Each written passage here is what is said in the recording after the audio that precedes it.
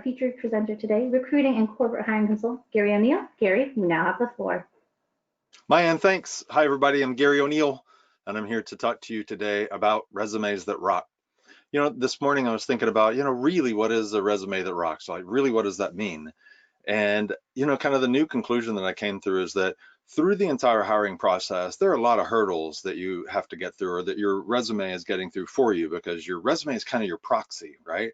So as an example, when you apply online, there's some things we can do to increase the odds that the resume gets through that application process. When someone's reviewing your resume, what are the things we can do to increase the odds that things go in your favor? So the notion of a resume that rocks really is one that isn't optimized for any particular piece of the entire recruiting and hiring process, but is really one that is going to be very likely to smoothly flow through the system as best it can. And so my notion here is that before we really dive into how to create and think about and structure a great resume, then what I really want to do is kind of take you on a tour of what really happens with your resume. And there's no one thing. I mean, I've been inside of, 350, 400 different companies.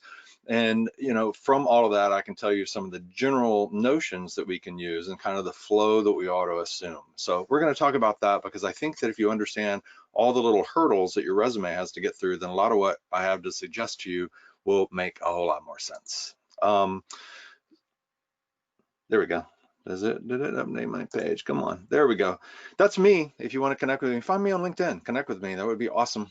We do sessions on leveraging LinkedIn. By the way, did you know that if you're not in someone's network, like you're not connected to them, first person, second person, or third person, and if you don't know what that means, come join us. But if you don't have a pretty good sized network in LinkedIn, then when people run searches looking for people like you won't come up in their search results, because if you're not in my network, you don't come up in my search results. So just a quick aside. It may be a shameless plug, because if you connect with me, then my network gets bigger, right? And yours does too. So connect with me on LinkedIn. That would be awesome. In our GoToWebinar thing right here, there's a little handout section. I'm pointing to it on my screen. There's the basic resume template that we're going to use some through this course, and then also Resumes That Rock, which is a PDF of this presentation if you would like to have that. They'll also be available to you online. I'll give you a link in just a little bit for that you can always get to that resume template. But let's see. So according to science, right, it's clickbait, right? According to science, here's what happens to your resume when you apply for a job. Click. I don't know if you can see that, right? But that's what NASA says happens with it. So that's really black holes. And, that's a new black hole that we found. And it's pretty much a resume black hole. It might feel like that to you. Even as a recruiter and somebody's on the inside, I mean, I get it. I see the black hole like all the time. So we're going to talk about that. And no, I just closed that. I'm going to switch this back over 1 second. Thank you. All right. So where do I want to go with this? To the next slide. My mouse is not cooperating right this very second. There we go. So, I know sometimes it might feel like your resume's in a bottle. If you've ever really applied for a lot of jobs and don't hear anything back, and maybe you think that people don't like your resume, I'm here to tell you that chances are they didn't look at your resume, right? Maybe 10% of the time, 15% of the time, maybe. And so part of what we're going to do here today is to make sure that we understand how to increase those odds. But what I want you to kind of see is that for recruiters, for us who are on the inside, for HR departments, for companies, I mean, what we see is this. So it's not like your bottle's in the empty ocean. It's the fact that there are like way too many of them, like way too many. And so because there are so many and there's so many options, when somebody tells me there's a new, job board somewhere that I could post a job or whatever, it's like, one, I don't post jobs, but two, wow, what we don't need is more, right? What we don't need is more, which is the reason why in applicant tracking systems and in a lot of modern recruiting technologies, Indeed, ZipRecruiter, all kinds of things. And we'll talk about this in more detail, but they have technologies to try to help people wade through this big pile. I don't believe that they work great, but we'll talk more about that and what you can do about it. The point is, no matter what, how do you make yourself and your resume, essentially, because that's your proxy, stand out in the crowd and increase the odds that somebody says, yeah, hey, you come on in, right? Let's do that. So rather than going through this little upside down triangle, which sometimes talk about a journey of a resume, I want to show you some things instead. And we'll just talk through a couple of things that I think are really important. So what I want to do is I want to talk to you in some detail about the journey of your resume and what happens with it, starting right here. So where we're at right now is in Indeed. I ran a search for network engineer in Austin, Texas, right? Network engineer in Austin, Texas. That's where I'm at. So I know more of these companies, so I can tell you about them. But notice this, right? See this right here? Be the first to see new network engineer jobs in Austin. You can put in your email. If I had an account or was logged into my account, I can save these searches. And just real quick, one of the reasons why it's important to do that is I'm gonna show you a picture. And the picture I'm gonna show you is of a recent job that my team was working on. I run recruiting teams is what I do. Here it is.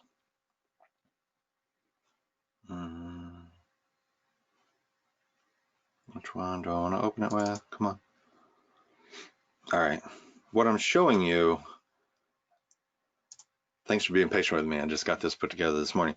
What I'm showing you is inside of an applicant tracking system that we work with. And what I want to show you is that there are 302 people who would apply to this particular machine learning scientist role. 302, right? If you just do the math on that and you figure we spent 2 minutes on each one, I mean, that's many, many hours plus what have you. So 302 doesn't really help, right? By this point in time, and some of these we actually already looked through, but by this time, in this period of time, like by the 15th, we had really already narrowed it down to just a couple of people who were moving through the process. A few weeks before that, we had 5 or 6 people who were moving through the interview process, at which point, you know, the idea of talking to more, there you just run out of time, right? And so my point on this is just one little quick tip. And all of this, what I'm doing right now, so I'm just laying a little bit of groundwork so you'll understand some of the other things. But right here, if I had an account, I put in my email, I save this search, then what happens is if I posted a job this afternoon, you know, or right now, by the end of the day, I might be interested to see how it did, or sometime by 3 or 4 o'clock this afternoon. And depending upon the job, I mean, there may be 20 people who have applied for that already. And because I'm a recruiter and because I'm interested, and I'm going to go look at those 20, I might say, hey, look at this one, send messages out and already be setting up conversations for me next week. And then you know, when I come in on Monday, I mean, there may be 75 more, right? And at some point you go through, if it's a reasonably good set of people, there's no time to go look at all 75. And so my point is that with this little thing here where it can send you that, sometimes when you're applying for a job, the faster you can do it, the earlier you get in the line, right? So that's one thing. So your journey of a resume is oftentimes starting with applying for a job, and all the action and all the excitement and all the jobs and all the hires happen at the front of the line. So you can start at the front of the line by applying faster. So that's one of the things. But more related to resumes is this, which is out of this 302, my team doesn't use these systems, but you may know that applicant tracking systems and a lot of recruiting technology will try to match your resume to the job by matching it to the job description. And what's really going on is it doesn't really work very well.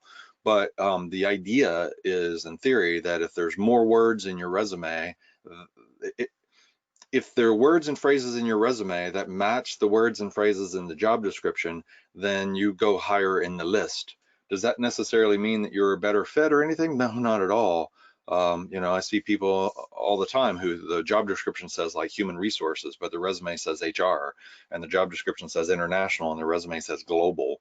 So it really doesn't work all that well. But the reason why organizations do it is that if you have, you know, if you're a recruiter in some organizations, you may have 35 jobs that you're working on.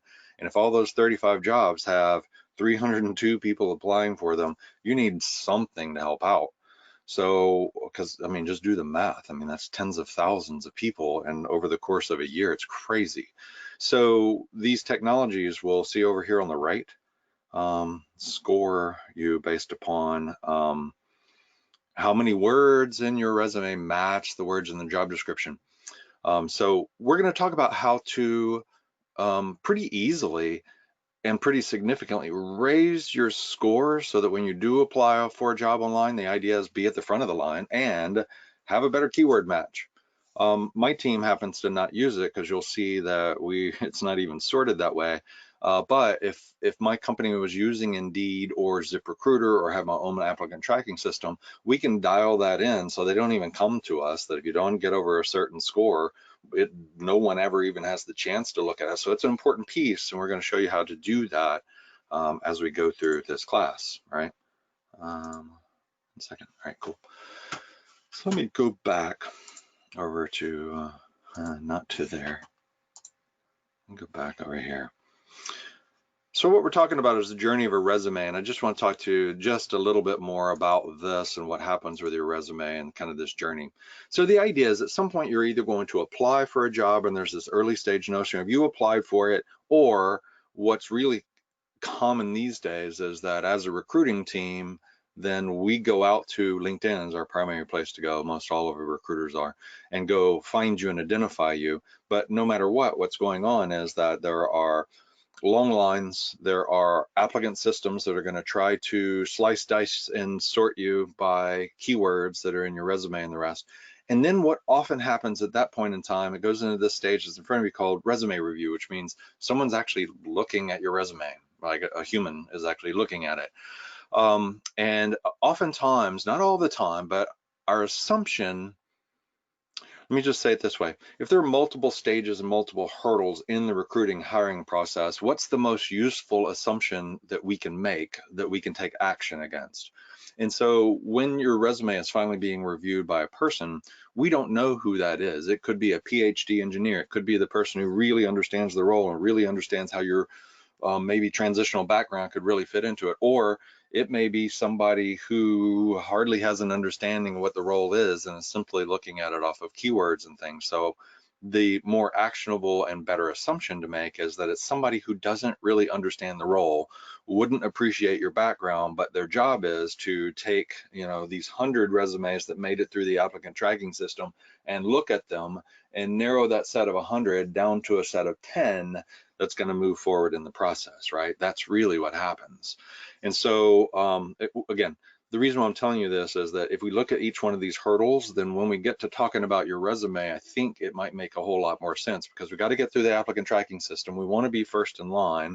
We want our keywords and stuff to match. And now we want this person who's looking at it, that we're going to assume doesn't really understand what they're looking at. We want to make it easy for that person to say, this one looks good, and put us into that list of 10. By the way, the short version of what looks good is lots of white space, lots of bullet points, not a whole lot of paragraphs, because the person doesn't have time. They've already read 400 resumes today. Their eyes are bleeding. It's 3 o'clock in the afternoon on Friday.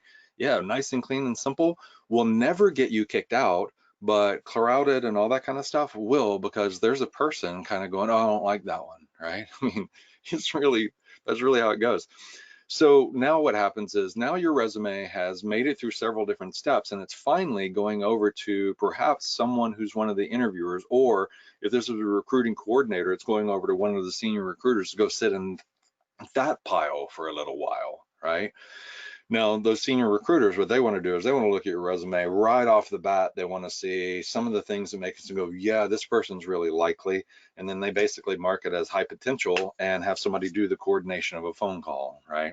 So they're looking really quick. They're going to scan the top of your resume. They're going to see what they see. And if they go a little bit further, we're all good. So again, another hurdle, which is getting from somebody looking at your resume to putting it on the desk of a more senior recruiter, which is often what happens, right? It often doesn't always happen, but it does, who's got a lot of stuff to do and is going to not read too far in your resume and make a decision. Once that's happened and they talk to you, they send it over finally maybe to the hiring manager or maybe to somebody who's going to be an interviewer, and that's the first time anybody's really going to read your resume, right? No, not every time, but that's the most useful and actionable assumption that we can make, because if we craft our resume in such a way that it increases your odds that your resume makes it to the next step, then you now have a resume that rocks, because if it gets knocked out at this first step over there, it kind of doesn't matter how great it is other than that, if you got knocked out, right? I mean, that's like a stumble and face plant, like right off the bat. So every one of these things, right, have sound effects, right? So that's a splat basically. So yeah, so that's how that works. Cool, is that good? I hope that makes some sense to everyone. Hey, Maya, do we happen to have any questions, anything about that? My point really is that there are multiple steps, and what do we do to make sure that our resume, as the tool that's standing in our place, does the best job possible to increase our odds of getting past each one of those steps. That's the whole point. Nothing so far, so you're doing a great job. All right. I don't know if that means I'm doing a good job or not, but so let me just show you just a couple of other things really quick, couple of screenshots. So here is this is a screenshot from another applicant tracking system that one of our clients uses. And here's this ranking kind of thing. They actually had it set originally so anybody who didn't have a rank 4 or better would never even put into the system. They just got an automatic thanks but no thanks kind of thing. And then what I'd like you to notice, that's these stars. What I'd like you to notice is that right here, I've got 2 actions. And my actions that I can take is I can say, yeah, okay, all we're doing here is saying someone should look at this resume, or no, don't bother to look at this resume. And the only thing we have here is a name, some stars, and to actually see your resume, I'd have to click this. So at this point in time, somebody's got the power to make yes and no without even looking. Now, hopefully people don't use that, but why is it in the system if people don't use that? And so there's that. So that's a reality. The other thing that I think is useful for you to know is that in a lot of the systems that companies use, and by the way, almost any company that I know of that's over about 50 employees uses some form of applicant tracking system, some form of recruiting technology to try to help everything keep organized. And a lot of them, when they go to look at your resume, we're not actually looking at your resume. We're not looking at your formatted resume or your PDF or anything else because it's too slow. And what happens is these systems pull it in, they pull the text out of those documents, not all of them by any stretch, but probably 40% of them that are currently in use still do it this way. And so my point is that down here, this is when what I'm showing you is that if you remember on the previous slide, I have this choice of clicking this little resume button. When I click that little resume button, it shows me this, which is it shows me the text from that much of the top of your resume, right? And to see more, I actually have to come over to this tiny scroller and I've got to scroll it down. As the person who's doing this first stage of resume screening that might not even really understand the jobs and is looking for certain keywords, right off the bat, this is what they're saying. And they can either scroll down or they could click this button to just go to the next resume, or if they don't like what they see and there's 300 more of them, they just go click, decline, right? There it was, it's that fast. So, we can click decline or we can click nominate, and our first step in our resume stuff is making sure that we're more likely to be in the nominate pile because we can't change the world and make these systems not be in place, right? So here's 3 simple steps we can get to yes. And what I mean by yes is at every stage there's either some kind of a technology that's deciding yes or no whether you're moving forward, right? That first step very often is Indeed's deciding based upon some parameters in your match of your words in your resume to this as to whether or not it's even going to go to the company who posted the job, because the company might say, hey, anything that doesn't make it over the score, just don't send it our way, right? Just automatically reply like this, right? That's becoming more common. So that's a yes that a machine is doing with some guidance from a person, right? And yeah, so 3 ways to increase at every step the likelihood of your resume is what we're talking about, helping you get to yes and get to the next steps, is that the words in your resume match the words in the job description. It's really that simple. And not only will that help with the automated step, it will help with the human being step, because if they call a role network engineer, then that's what they call it. They call it network engineer. They don't call it system administrator or something else. And the language that they use in their job description sometimes comes from language that they use inside of the company. So even when a person is looking at it, if your language includes a lot of the words that their language includes, then you feel like a member of that tribe and you feel safe, and everybody says, okay, this is great, I like this one, and they don't necessarily even know why. So even from a person's perspective, having your resume look a little bit more like the job description is good. 2 is clean and simple, right? Clean and simple. It converts to text well. And the truth is that there are quite a number of these systems, maybe 20 or 30% these days, that work really well, but with the fancy formatted resumes and the ones with the pie charts and those fail probably. Those will probably only work well on about 10% of systems. But the thing is that in getting through all these hurdles, the thing that should be in your head is, what's the most helpful assumption that I can make?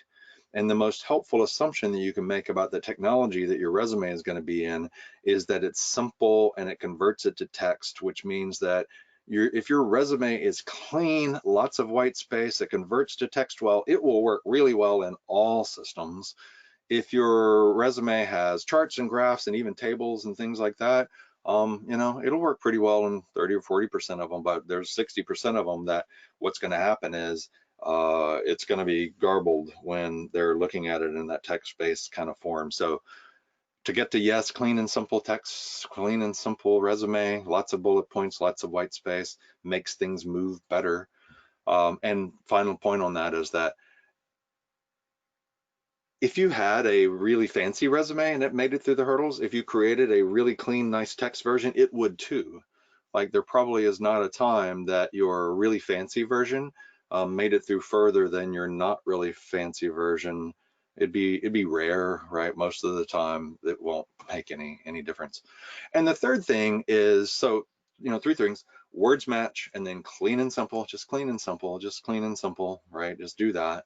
And then third is the summary section, the top of your resume, from your name and your contact information down to your work history. That part, right, really describes the future, right? It really describes you in this role and your competencies and your expertise and your passion. And, essentially that part, it needs to describe you in the context of your future jobs, because when your resume gets to someone like me or any other recruiter who I know and they're busy, they start at the top and they kind of work down through that. And if in that summary section we go, oh, I can see this person being in our organization, right, we're good.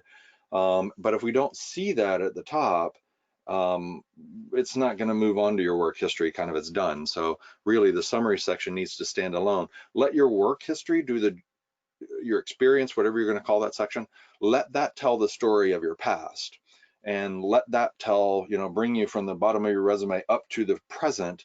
And then above where it says, where it says work experience or whatever we're going to call that, from there up is all about, being grounded in today and where are you going in the future. Those are the three things that, if I had to say anything about what to do in general, those will really increase the odds at every step that your resume moves forward. Yeah, so there's that. All right, so just a couple of other things, and we're going to get to your resume in a second. These are just realities. Recruiters are really busy, and recruiting associates are really busy, and everybody around stuff, related to recruiting is really busy. There's never an overabundance of help in that regard. So just know that people are moving pretty quickly, especially dealing with resumes, because this is going to sound wrong, but I want you to understand this, which is they're kind of a commodity. People tell me, oh, I know, you're a recruiter, I know somebody who's looking for a job. It's like, I know tens of thousands of people who are looking for a job, right? Okay, cool.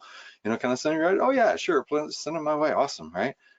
Whew, yet another one, right? So from a human being perspective, you really care and have compassion for and empathy for all the situations that people are in, but the reality of the onslaught is the reality. So recruiters are often moving quickly. There's always a next resume. There's always another one. There's always another one. And no one's going to go back and check your homework.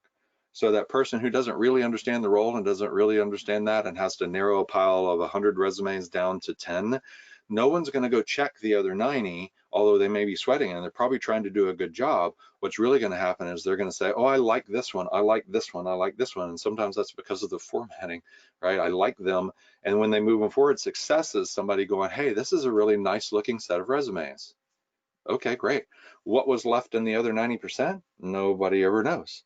And odds are some of the best hires were probably in that set, but that's how it goes, right? So we got to be the one that got into the yes pile, because all of these people who play this learn the path of least resistance because you just flat out run out of time. So this is one of those assumptions that you can make that's a helpful assumption, because if this isn't the situation, then so much better. But if it is the situation, what control can we take to increase the odds that our resume, our proxy for ourselves, it's our stand-in, does a great job at that step and moves forward? So that's a great assumption for you to make, I think.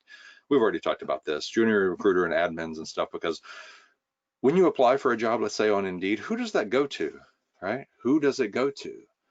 Sometimes it goes into the applicant tracking system. Sometimes it goes into somebody's email. Sometimes it's going to the receptionist. Sometimes it's going to the hiring manager, right? You have no idea where it's going unless you have an idea, but you have no idea. So the assumption that you can make is it's going to a junior recruiter or some kind of an administrative assistant. They don't have the experience to read between the lines. They don't have the understanding to translate what you did in the past, that you understand how well it translates to the future. They don't have the ability to do that. So you've got to do that for them, because for them, success is narrowing a whole pile into a smaller set that look good, right? Even though they don't understand the job.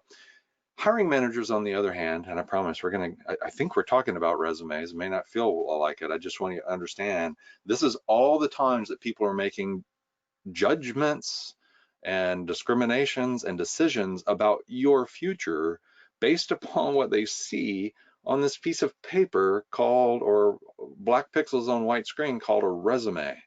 And I really think that it's important that you kind of understand the point of view of those different people and those different hurdles. And we're trying to take the path that if you optimize for this path, it will work well in almost any situation. So hiring managers care a lot more about your future. That's really what they care about, even though they couldn't express it, because as a hiring manager, right, that's not a title. That's the person who ultimately makes the decision as to whether you receive an offer or not. That's the hiring manager, whoever that is. But the only reason why they're interested in your past is to evaluate whether or not that past that you got in some way increases the likelihood that you'll be successful in the future, right? So the reason why, what a hiring manager really wants to do is to hire someone who is likely to have a bright future, make their life better and easier, and create more success, right?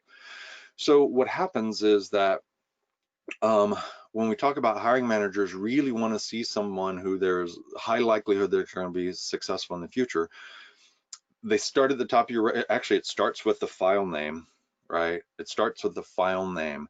If your file name on your resume is G. O'Neill Sales Resume V3 919, it makes somebody go, well, what other resume do you have? You got a sales resume? What other, huh? Right? And that sound effect, getting hired isn't about one big decision. It's this whole series of micro decisions, and the hiring manager just made a decision about you based upon the file name of your resume because they're in a bad mood, right? Okay, does that happen? Of course that happens. I look at file names all the time. I certainly have some, I try to set everything aside, but there's that moment of truth where either the sound effect that somebody makes is, oh, or they're like, right? So try to keep people from going, So the deal is that's called confirmation. And then what happens is confirmation bias, because once I've made a decision about something, I tend to seek additional evidence to that my previous decision was correct, so I can move faster. And so people see what they want to see. There's this confirmation bias. And what we want to do is spark curiosity, because if you assume that the hiring manager is starting kind of like the recruiter is at the top of your resume and reading down, what they need to see at the very beginning is that you are the person who can help them, right? Oh, you're the person who can help me. I'm trying to hire a network engineer and an IT security specialist. And right at the top of your resume, it says, network engineer, IT security specialist. And in the first 6 or 7 bullet points with stuff, you're talking about all things related to network engineering and IT security. And you're doing it in the context of my business. Okay, cool, great. I really need to hire somebody. I feel so good right now. Now, confirmation bias at that point is that I'm now looking for reasons to reinforce this dream that I've got, that you're the person who I want to hire, right? So the more and the sooner at the top of your resume and in your LinkedIn profile that you can show someone that, you in that role in the future, that you can be successful, the better off we're going to be. I hope that makes sense. What I'm trying to tell you is that your resume needs to tell a story, and you need to consider the reader of your resume. And the story that you're telling different people is different things. The story you're telling the applicant tracking system is, look at me, lots of words in my resume, match the words in the job description. By the way, the fallacy of that is that job descriptions don't often match the actual job, but that's a whole nother story. That's the reason why matching resumes to that, it doesn't work on so many levels, but one of them is the job description doesn't really match the job. But again, we'll talk about that in a different session. So, you know, there's the story that you need to tell the applicant tracking system of all your words matching. See my words match? Now what you have to tell the person who's the admin who's looking at it is, see all the keywords that'll make you comfortable in my pretty resume that will let somebody tell you, this is a really nice looking set of resumes. Okay, you know, that's my story I'm telling you. And so your resume tells a different story to each one of these people. And the story that your resume needs to tell the hiring manager or anyone who's interviewing is at the very top, become the person that they're going to go, okay, you know, that's what I want somebody to be able to do, right? Looks like this person might be qualified for this job, right? Part of my point too, and then I'll move on, is that if you're in career transition, and some of you probably are, because most of us do really interesting different things in our careers. So many people have made it through that transition, right? I mean, millions and millions and tens of millions and hundreds of millions, so you will too. But my whole point in all of that is that especially if you're in some kind of career transition, if the story that you're telling is, hey, I'm in career transition and I used to do these things and I used to do these things, and you tell me about the stuff you used to do, and now you're saying, now I'm going to do those things moving forward, I'm all good with that. But to get confirmation bias working in your favor, start by telling, these are the things that I'm doing in the future. This is the stuff, and these are my skills, and this is my capabilities, and these are the things that I perform. And then, oh, by the way, what I have done that's related to that, and the way that all the things that I've done are related to that, are like this. So you certainly get to tell your whole story, and you get to tell the story of transition. I'm just suggesting you start with the story of the future, right? Okay. Hi, Mayan. How are you? I'm having fun with this. I hope somebody else is. This is the picture of a hiring. Here's what a hiring manager really wants to hire. If they want to see somebody who's had this nice straight line, they're going to hire them right here. And if there's this nice straight line of everything they've done, and you can project it out in the future, and boom, right? There's the success, and the hiring manager is successful and everything else. That's really not very realistic. It rarely happens. Most of us have a past that is at least this jagged, if not more, and sometimes a transition is like a really big kind of thing. And so the idea is, if what you're showing people is this past, and they're trying to figure out if you'll be successful here, it's very difficult for them to do that because they don't know you yet. And so if your story starts with this straight line, like saying here, and let me project out in the future, then it's easier to see the star, and then we go back and pick this up. Yeah. So that's how that works. I'm trying to go the other way. 1 second. I went to the wrong place. Mayan, how are we? How are you? Oh, great. We do have quite a few questions that did come in. I know some of them you'll be covering throughout the session, but a couple that came in that were interesting. One is that should the resume that you hand a recruiter at a job fair, for example, include the block of keywords? Since you most likely do not know what the job description will be, how can you include those terms without really knowing, especially at a job fair?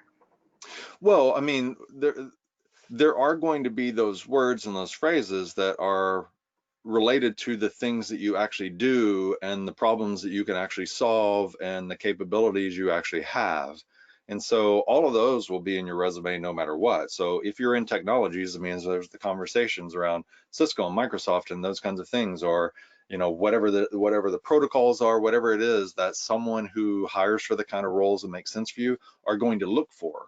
Because you can't necessarily assume that the people who are at those job fairs or what they're going to do with your resume when they come back, they may not understand the role either. So they're going to want to see certain things. And if they don't even understand it, but they see Cisco and Microsoft and you know, CompTIA, A+, Net+, it makes them feel comfortable. So there's not going to be that set that's going to be there no matter what.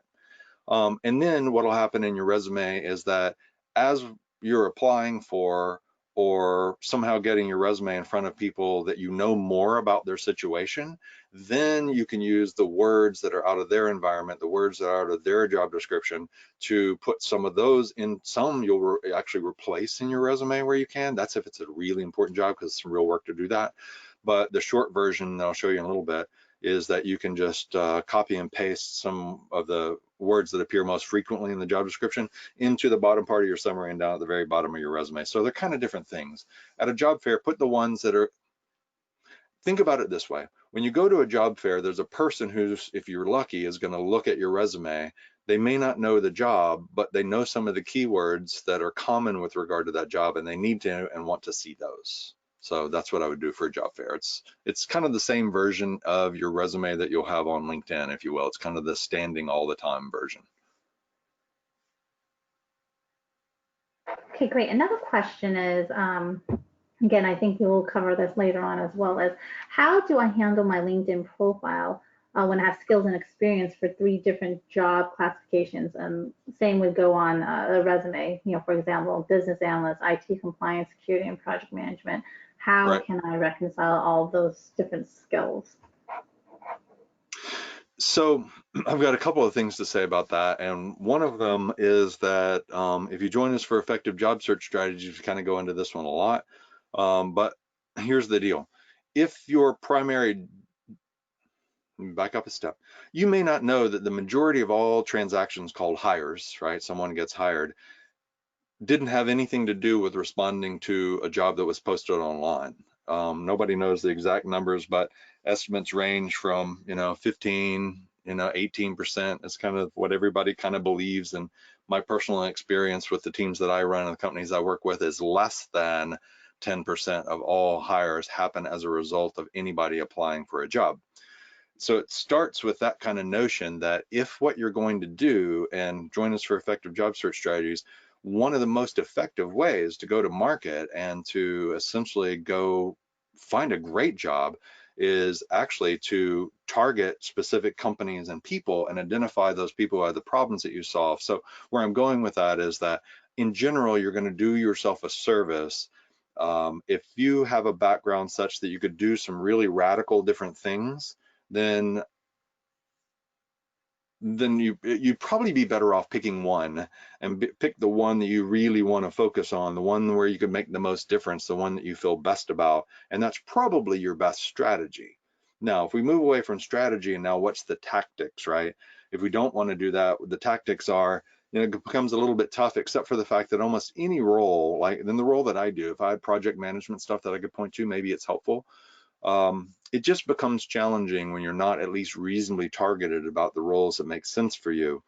And let me just tell you this, that if you were hiring for people and you were hiring for inside sales, let's say, and you had a set of 10 people who are going, man, I love sales. That's what I'm going to do. I'm exactly sales and I'm going after it, right? And then you have another set of 10 people who are really great, right? In every way, exactly the same, except they're going, well, do customer service or be open to sales or what have you. Well, which set are you hiring from? So my point is, you'll do yourself a favor the more you can narrow the possibilities. Anyway, I think that people think when they go to market, kind of going, hey, I'm open to anything. You're leaving it up to other people to make that decision, right? So you might want to reel that in. You decide, because asking somebody else to figure out how to take advantage of all the things that you have and all the things that you know and all the capabilities, that's a really big ask of someone, and they have a hard time doing it. So I'm trying in my head to figure out a great answer to the real question, which is, how do I take a bunch of different things from my past that don't necessarily seem related and use them in my resume so that my resume can stand for multiple different jobs that make sense for me? And my answer, I think, is that's probably not a great strategy. But if that is your strategy, and lots of people get hired with that kind of strategy, I think the notion is pick the kind of the ones that, the jobs that make the most sense. And in your resume, only put the background and the experience and things you have that are most relevant to, to the roles that make the most sense for you. Because if you put in things that are less relevant to the roles that make the most sense for you, then that doesn't help you, right? That doesn't help you. So anyway, kind of a rambling answer to that, but there it is. Great. And another question is, and you, again, maybe covering it this later, is what advice would you give for someone who's going through a career change?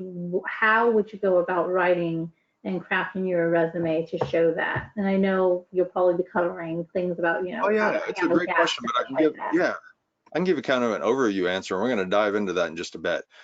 So if you think about your resume in a couple of major pieces, which is from the top of your resume down to your work history, that section right there, if you're in career transition, you're going to talk at least 80% of what you're saying in that section is about what you're doing in the future and about training that you have and certifications that you have and keywords around all that kind of stuff related to painting the picture, saying, hey, you know, my next role makes sense for me in IT support or as a help desk engineer or as, I mean, so you got to talk about those things and put yourself in the context of that in the top part of your resume, right? That's the number one thing. Because if the top part of your resume talks about your past, well, you know, I mean, if if you were doing something radically different than IT or this major transition, then talking about that doesn't help me as I'm starting from the top to see you as the person who I want to hire, right? And so what you do is at the top part, you talk about the future, and then your career history, you let that stand for the fact that you're transitioning. And if you think of your resume as a whole, just start the story with, here's where I'm going, and then finish the story with, this is where I've been, and this is the reason why it makes sense that I'm moving into this new thing. So think of your resume as this whole story arc that starts with, I'm on this journey. I'm setting out from, you know, what was it in the Hobbit place where they, you know, they were setting out on a journey. So I'm setting out on a journey, and this is where I'm going, and these are the stuff that I'm taking with me, and this is the skills and the certifications that I've gotten. Here we go. And oh, by the way, now at some point as we see you on this journey, we pick up the story of your character and everything else that brought you to the point where this journey makes sense, so that maybe you can paint a picture in a resume that somebody goes, oh yeah, that makes sense. So I think that's the answer, is think about it in terms of kind of an overall story arc, and make sure you tell the story of the future first and then tell the story of your past second. And now we got the whole thing called, hey, I see where you've been, I understand why you transitioned, and now I know where you're going, and I'd really like to help you. That's what we want people to feel. Great. I So think we can move on then, because I think you're going to cover a couple things in the upcoming I'll session. cover a So. couple. I promise I'll cover a couple of things. So we're about to actually dive into looking at a resume, by the way. And I think we're talking about resumes, but you know, we're 42 minutes into the hour and we haven't even seen a resume yet. So we're about to get that. So here's the deal with the resume that rocks. A quick summary of this. It needs to be easy to review in 30 seconds or less, right? 10 seconds, really. Imagine that somebody's got 10 seconds to look at it. In that 10 seconds, do they see you in the future? Did you tell them all the reasons why they should consider you further in 10 seconds, right? Because now they might give you another 10 seconds and they might give you another 10 seconds. And that's if the applicant tracking system didn't kick you out because you didn't have enough of the right words, right? So easy to review by a human being in 10-second increments up to a final decision being made at each one of those points up to 30 seconds. And it needs to be, that's one of the reasons why those complicated and paragraph formatted and really pretty resumes don't work so well, is they might work well at the end of the hiring process, but they get you kicked out at the beginning of the process. So when they get you kicked out at the beginning of the process, then who cares that it would have been ideal at the end, right? You didn't get out of the gate. So easy to review in about 30 seconds. The intro section, the summary section is about your future. Your certifications stand out, right? Make them stand out, put them in there a lot. And the reason, especially if you're in career transition, because as a hiring manager, what I want is, I really want to reduce risk. That's really what I want to do. I want to reduce risk, and I want someone who's going to be great, right? And I like people, I'd like to help all kind of people, but of the set of all people who are in making this transition, of the set of all people who have certifications, there's a much lower risk that I'm going to make a bad hire. Of all the people who are in transition into the same kind of role who don't have certifications, there are some that are awesome. In fact, there's probably some of those people are going to be so good, they're going to be better than most of the people who are in the set of people who do have certifications, but there's some that don't even know how to open the book. And so it reduces my risk to hire someone in career transition if they have certifications that are relevant to what I need somebody to do. So that's back to that notion of transitioning, right? So that's one of the things you can do with that. Your qualifications are clear, that they're up at the top, that list stuff that makes somebody go, okay, there's a likelihood that this person can do the work. Your keywords match to the job if you're applying for a job online, that your resume converts cleanly to text, right? So when in 60% of these systems, probably at least, don't quote me on the number, but it's a lot, where the recruiter or the administrator or whoever's inside of the company is looking at it not as your formatted resume, but as a text version that they only see a tiny piece of. It needs to convert cleanly to text, even though lots of templates and stuff that you see out there that look pretty, they have, those pretty ones don't know how to jump the hurdles. That's all I'm telling you. They don't know how to jump the hurdles. Like, pick the athletic resume, not the pretty resume. Transferable skills in your work history. And we're going to talk about this one right there. So let's don't dive into that right now. I think I'm going to try to change your notion or your idea of what a skill is. And we'll talk about that in a little bit. All right. So your resume, the purpose of it is to get to the next step is really what this ought to say. It's to get to the next step, because I'm wrong on this first bullet. The purpose is to get an interview. Yeah, kind of, sort of, but the purpose is to make it over all the hurdles, to make it over that hurdle. And there's multiple hurdles your resume has got to jump for you, right? Your resume is your runner. I kind of like that idea of it being your athlete, right? Your resume is your runner. And if your runner can't jump over and like hurdle and, stumbles and face plants on the first hurdle, then who cares? You didn't even get close to anybody making a decision as to whether or not you're going to get an interview. So the purpose of your resume is to be one that can jump all the hurdles and make it through the whole process and eventually get you to an interview. Your resume is not a biography. It's not even really about you. Strangely enough, your resume is a marketing sales piece that really ought to talk about your ability to get stuff done, right? I think that your resume, imagine this. Imagine that your resume is essentially a photograph of someone, a photograph and a snapshot of you and who you are and what you know, and how strong you are, and like as much of a snapshot as I could have about who you are as a person and a professional. All right, so that's one thing. The resume paints me a picture of you. The other resume you could have is the one that paints the picture of the stuff that you get done and the results that you create and all of that, right? So imagine that I'm hiring an artist, and several different resumes talk about how well trained this artisan is, and they went to these classical schools. I want somebody to do a portrait of my family. I want all these classical schools, and tells me all about that person and why they're going to be a great artist and all of that, and list the tasks that they perform. They clean brushes and they make paint and they put paint on canvas, and they list all the tasks that an artist does, right?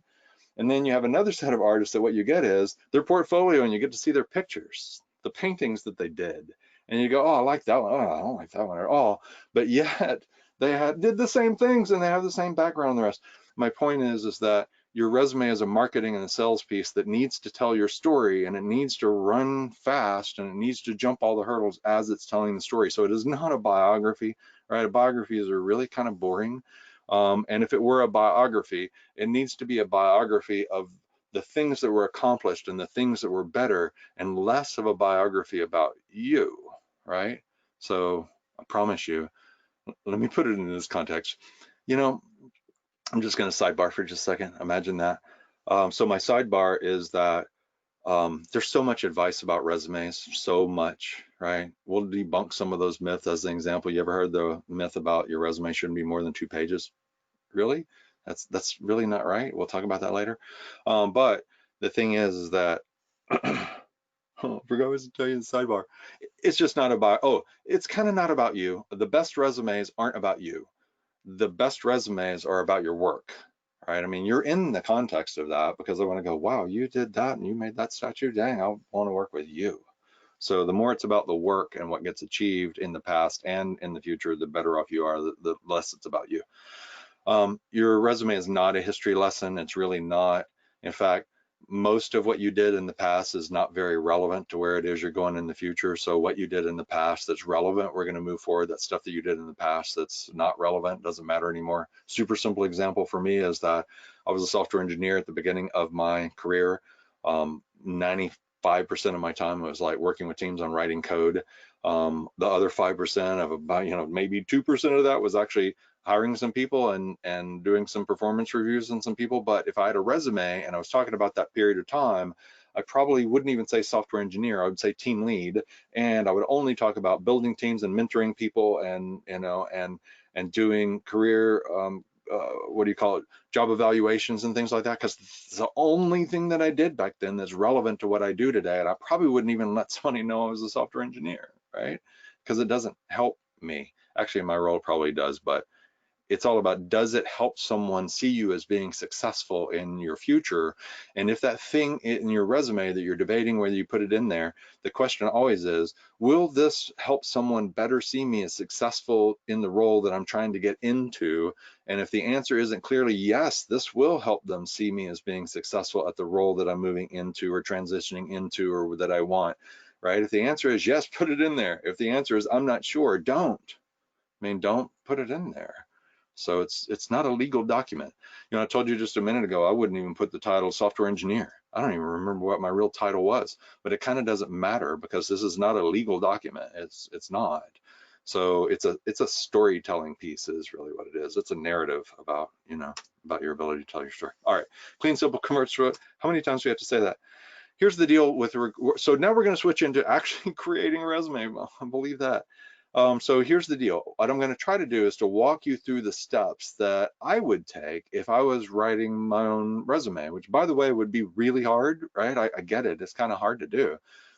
It's hard to write a great job description too, by the way, which is why the job descriptions really don't really represent the job most of the time. It's just as hard to make this piece of paper or these pieces of paper or these black pixels on white screen really represent you, right? But that's how the game is played, and that's what we got to do. And I need yours to represent you better than the other people who are in line. That's what I want it to do. So here's the deal. With regard to creating your resume, make multiple passes, right? Multiple passes. The idea that you're going to do this like you did a paper in high school, which you're going to start at the top and you're going to write and you're going to do it all the way to the bottom, it's not going to work like that. It's multiple passes, and I'll show you that. Even if you already have a resume, you might want to consider making these multiple passes that I will talk about. We're going to start by talking about the contact info. Believe it or not, I've got some things to say about your contact info at the bottom. Then we're going to go talk about your work history, not because it's the most important piece of your resume. Isn't it funny?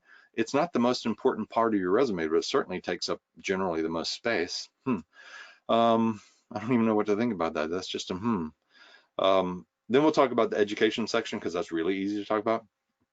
And then last and final, we're going to talk about the most important part of your resume, which is the summary, the introduction, the stuff that's up at the top prior to your work history. So without further ado, let's go do this. So I'm going to show you, you may have downloaded, and what I'm really going to do is instead of walking through that this part in the presentation, what I want to do is I'm just going to bring up a resume and I'm going to show you some stuff in this in this resume. So I want to start by telling you or sharing with you that there is no perfect resume format. It's not even about the format of your resume totally, but there's no perfect one. And in fact, if there was a perfect one and everybody used the perfect one, it would make those of us who do this for a living absolutely insane, because they're all the same, right? That's the problem already. What most people do in their resume is that when they were a project manager in the past, they give me a list of bullet points if I'm lucky. Otherwise, it might give me a paragraph. I'm like, oh, please don't give me a paragraph. I mean, really, not a paragraph, please. But bullet points, and what they're going to say if they were a project manager in the past is I kept projects on project and schedules on schedule and budgets on budgets and quality on quality. And I'm kind of going, yeah, of course you did. I mean, you're a project manager, so you did the same thing that every project manager out there does. And what I know is there's a 20% chance you're great. There's a 20% chance you're really not good at what you do. And they're, most likely you're somewhere in the middle because you just told me what a project manager does because you listed the tasks you performed, and it's like, awesome. So you're just like everybody else. So the same thing would happen if there was a perfect resume template and everybody used it, then life would get really boring and everybody looks exactly the same. By the way, did you know when you apply for a job online, particularly if you apply for a job on, where is it? I closed the page. When you apply for a job on Indeed, as an example, when you click the button to apply on Indeed, right, that quick apply thing that makes it really easy for you, did you know that it edits your resume? Do you know that it puts it into a standard format that Indeed wants people to see? Do you know that it takes pieces out of your resume? Do you know that it gets rid of your email address and replaces it with an Indeed email address? Do you know that it gets rid of your phone number? So yeah, you probably don't know those things, right? All I know is on the receiving end of those generic resumes that come through Indeed, right? Are you kidding me? Really? That's our last resort, if you will. The quick tip on that is if you find a job on Indeed or LinkedIn or any other site, I shouldn't say don't. Instead of applying on that job site, go to the company's webpage and apply directly. And then in addition to that, go to LinkedIn and find the recruiters and the likely hiring managers at that company and go connect with them and try to talk to them and try to engage in a conversation with them.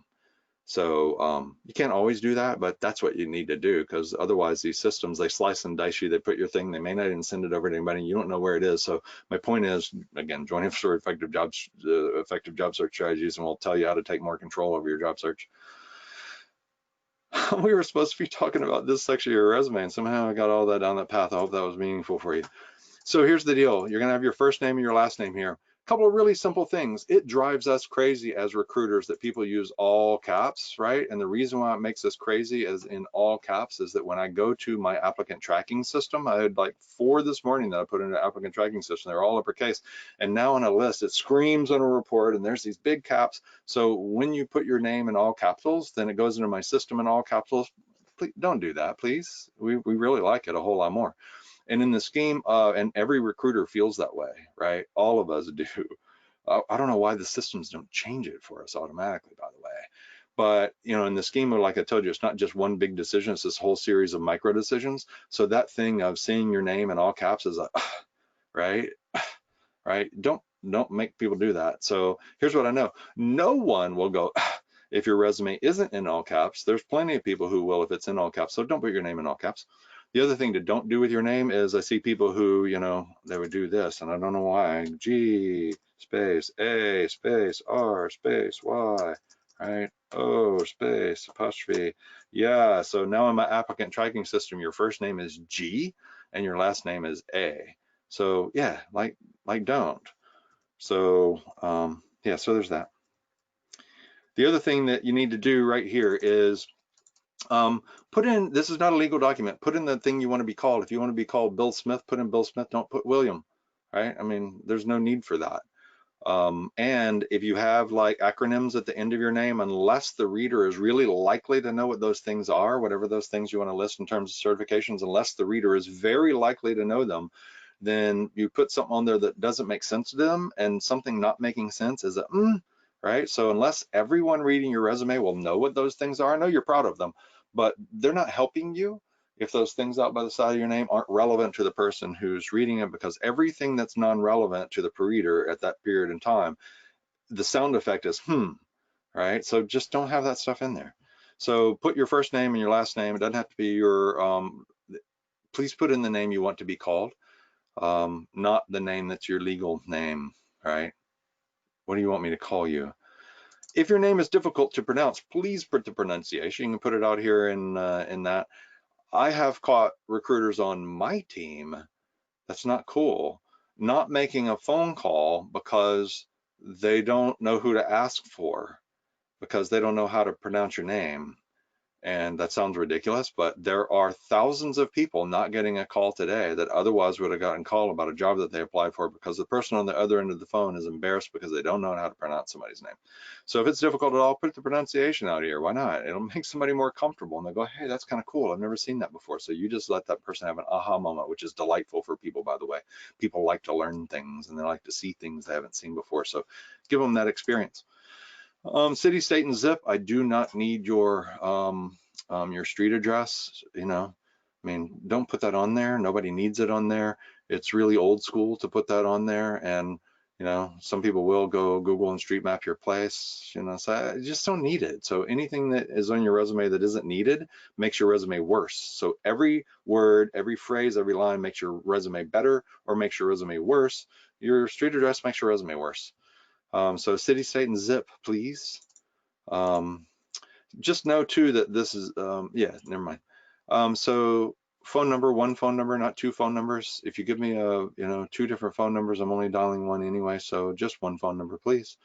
Your email address, I shouldn't have to talk about this, but Rowdy Texan, 2000 at AOL.com. Just don't, right? So those kinds of things not only date you, but yeah, I know it's convenient to use your regular email address, rowdytexan2000 at AOL.com. I know that's easier for you, which means your judgment is that you make life easier for yourself and you don't make it easier for me. I mean, I'm overemphasizing that. Your email address can get you taken out of consideration, right? It can. Just like your file name can, because somebody's read 200 of them, 400 of them today, and they're feeling in a bad mood. So they're looking for some reason to screen you out. So your best possible email address is probably something like first name something at gmail.com, first name last name at gmail.com. I got mine by the way.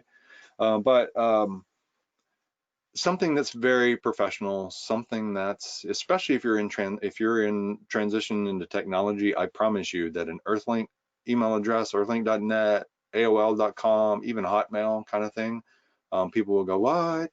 All right, and should they? I don't know, maybe they should, but have a good, somebody's gonna have a good email address. And then what you ought to do is you do have a good LinkedIn profile, right? And you do build your network so that people can find you, right? So put your link to your LinkedIn profile right here. And just know that a lot of us are going to bail out of your resume and go to your LinkedIn profile because it gives us more context than your resume does. So I like it when it's up here and I'll go straight to it, right? That's the way that me and most of the recruiters who I know kind of behave because it puts you in a bigger context inside of that. I almost always prefer that. Now, if your LinkedIn profile doesn't have anything to it and secondary, I'll come back and I'll look at your resume. So yeah, so that's pretty much that on this first name piece, but make it nice and simple and clean. Oh, there is one more thing. You know this header up here? Yeah, don't use it in your resume, just don't use it. And the reason why is that there are plenty of these applicant tracking systems that don't pay attention to anything that's up here. So if you apply for a job on a company website and your heading, your title and stuff is up there at the top in the header section, right? It may not import you because it won't see your name and your contact information. Just don't use it. And by the way, nobody wants your name at the top of all pages because we're not printing it out. It's not going to get lost. So don't use the header or the footer. All right, we all good? Okay, cool. So I'm going to go back over here to this presentation and so I can remember what I'm supposed to talk to you about next. So there's the top, right? So yeah, so we're all good on that. I don't want any of these. I want to close that. All right, cool. So let's look at the next slide. So my suggestion for you as to kind of the first major step besides your heading to do in your resume is first lay out all your jobs. Lay them all out without any detail, just the jobs, right? And this company, this title, about this period of time, right? Just lay them all out. And I'm going to show you some different kind of ways to organize that here in just a second. But lay out all your jobs without any details. And then I want you to use titles that actually describe what you really did. So if your title was technical analyst, no one will know what technical analyst is. If your title was project manager, then you have to add more to it. New home construction project manager, software product project manager, right? You got to tell what you project manage. So all the titles that you use in all these jobs need to be something that if somebody only had your title, they might go, oh, I think I know what that is, right? And if it's something generic like account manager doesn't mean anything, by the way. I know account managers who are on the service delivery side, they've never signed a contract, they've never done anything with money, they're not on the sales side at all. And I know people who are account managers that they're basically salespeople. So there are a lot of titles like that if they're generic, don't use them in your resume, right? You create a title that actually makes sense. A quick sidebar on that is that, have you ever gotten to the point where they're asking you, maybe right off the bat, but at some point somebody asks you to fill out an application, particularly later in the process, and you want to kind of go, that information's already all over my resume. Here's the deal. The reason why we want you to transcribe that into an application, and if we do it at all, we do it near the end, is because a job application is a legal document. And so where you put all your companies and all your dates and all that stuff on your resume, I can't legally hold you accountable for that. I kind of can, but not so much. But if you put it on an application, a job application, it's absolutely a legal document at that point in time.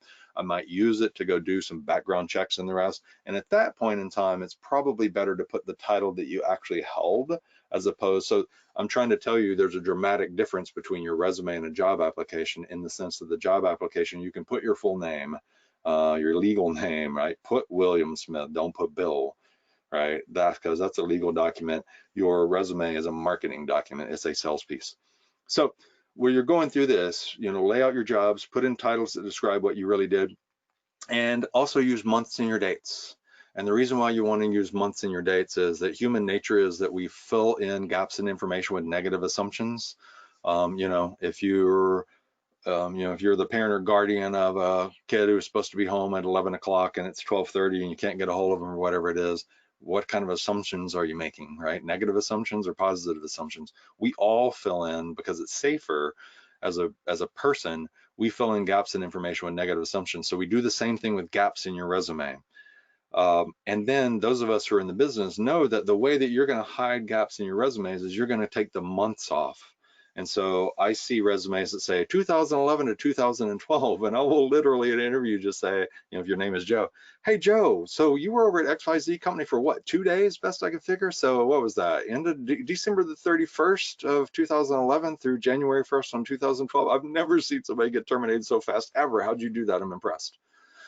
My point is that those of us who do this know that it's really common that people who don't put months on their dates are trying to hide multiple jobs or all kinds of stuff. So therefore, as soon as you do that, just know that those of us who are professionals at doing this kind of stuff, we know all the tricks. And as soon as you use one, we see it.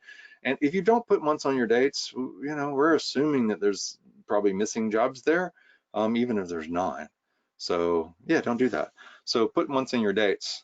It's really important. And if you don't know the exact month on your resume, it's okay. I don't remember when I started at GHG Corporation back in whenever it was. It was hot. It was in the summer. Actually, I think it was spring. So April. So I would pick April. And if somebody was going to run a background check on my employment, one, they wouldn't go back that far. But two, if they did, I'd say, hey, I don't know exactly when it was I started. Do I really have to dig out all that kind of stuff?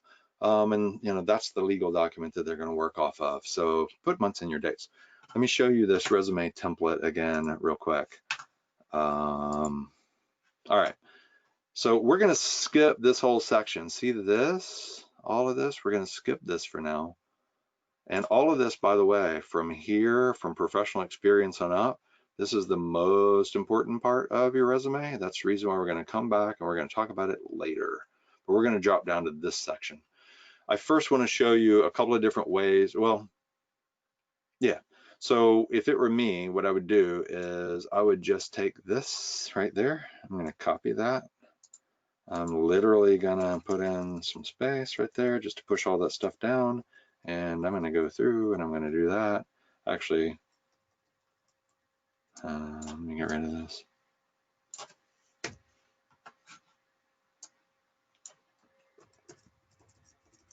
I'd probably go do that and I'll go fill these things out and I'll go put in month, day, through, not through present, probably for most of them, company name and job title, right? Just lay them all out like that. Everything that you did, every little, anything that you want to lay out in this, please feel free, like go and do that, like literally. So, and really, right? I mean, if I was, not only if I was writing my own, but on those rare occasions that I help somebody write their resume, even if they have one, I usually do this, kind of start over with it. Yeah, so there's that. So next, what we want to do is this. Bigger really is better on your resume. And what I mean by that is that, like, a lot of little chunks. So what we're going to do is in your career history or professional experience or whatever you want to label the title or that section, by the way, the label of the section kind of doesn't really matter, so don't struggle over it, right? I kind of like professional experience, but work history, career history. I mean, my story might be kind of interesting. Yeah. So, but in that section, we're going to call each one of those jobs, we're going to call it a position. That's the same thing that LinkedIn calls it. So we're going to call them positions. And so it's better to have fewer positions that represent a larger chunk of time, fewer positions. So bigger is better because it is. As a person, it's easier to see your story in, 5 to 7 kind of pieces as opposed to 25 little teeny tiny chunks that I kind of got to reassemble. So here's the thing.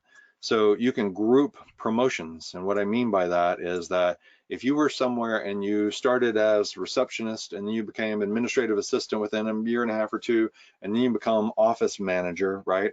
I would have 1 position in my resume, not 3.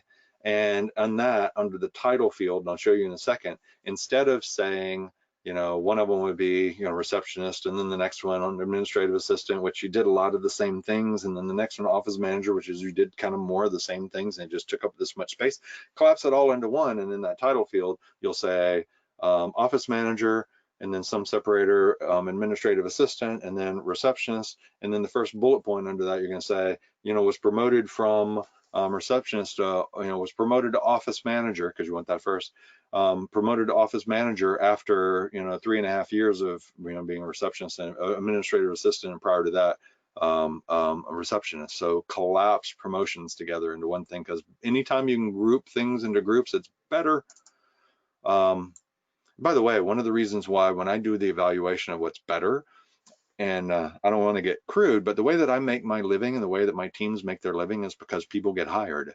And so what I know is that if you were my candidate and I was working with you to land an opportunity over at XYZ company, and I had the choice of presenting one of two resumes, one that has lots of little pieces in the back, or one with these nice big broad brushstrokes, I will present this one every single time, because the chance that I get paid goes up. And that means because the chance that I get paid goes up, the chance that you get hired goes up. So because I have a financial and have for a long time, and the success of my company is based upon it, a lot of what I'm telling you are things that if you do them with your resume, it'll help me get paid, right? So that's kind of the perspective that I come from. And so when you consider what advice you take with regard to resumes or job search strategy or whatever it is, you might want to consider whether or not somebody's perspective is, are they responsible for it as a professional, all of the steps through, and have been a hiring manager and all kinds of things? Because that's kind of that's the reason why I'm telling you these things, is because I know that they work, because this is what I do, right? This is what I do. So you want to group acquisitions too. And what I mean by that is, if you worked for XYZ company, it was acquired by ABC company, don't have two different things in there. That's just one thing. So I've seen people who have like 5 chunks on their resume. It looks like if they changed jobs 5 times in 4 years, and what happened was the company just got bought 4 times. Bummer, but yeah. So you can group acquisitions, you can group relocations too. I don't really care. In fact, I don't even necessarily think that you need to put your city and state of the different jobs that you worked on your resume, because it's kind of irrelevant. So group things that were relocations. Just because you moved around places doing the same job in different places, I don't care, right? It doesn't make your resume better.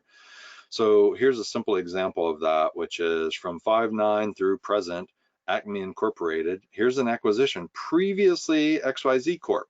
Now, the only reason why I would put previously XYZ Corp is that if somebody would recognize this more than they would Acme Incorporated. So, otherwise, if Acme Incorporated is equally or more recognized than what the company was previously, then kind of who cares? This isn't a history, this isn't a history lesson. Just put the current one, and parenthetically put one that was more powerful. And rarely does that happen. Usually when an acquisition happens, the new thing is generally more powerful. So sometimes, right, there's an example.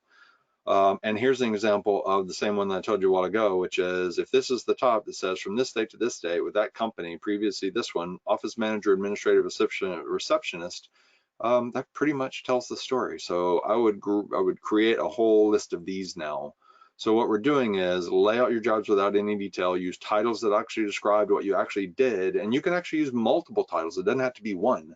So if you were a technical analyst, don't use that because it doesn't mean anything. I would get rid of technical analyst. I might say,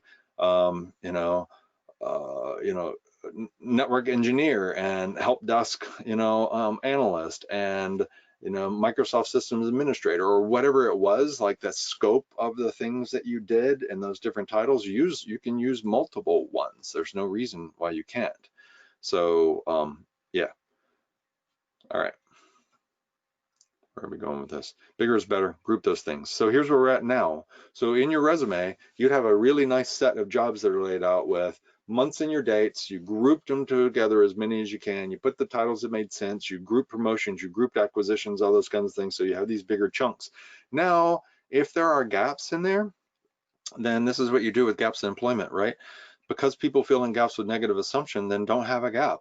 So just tell your story.